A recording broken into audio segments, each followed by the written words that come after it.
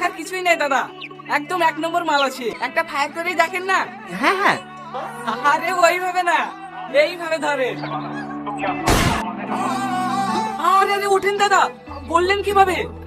এমনি। মাল ভালো আছে না? হ্যাঁ তাহলে ডিল ফাইনাল তো? হ্যাঁ হ্যাঁ, ফাইনাল। দাদা বাড়িতে আছেন? টনি দাদা, ও গো দাদা এসছে। বসেন দাদা বসেন, আমি টাকা নিয়ে আসছি।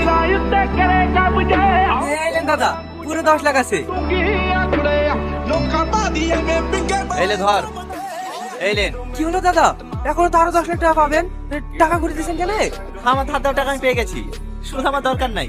ও টাকা তোমার কাছেই রাখো। তুমি সমস্যায় পড়েছিলে বলে তো আমার কাছ থেকে টাকা ধার নিয়েছিলে। আমার ধার দেওয়া 15 লাখ টাকা আমি পেয়ে গেছি, আর টাকা দরকার নেই। আর সেদিন ভাবি কইবে গুলি চালানোর জন্য সরি, পারলে আমাকে ক্ষমা করে দিন।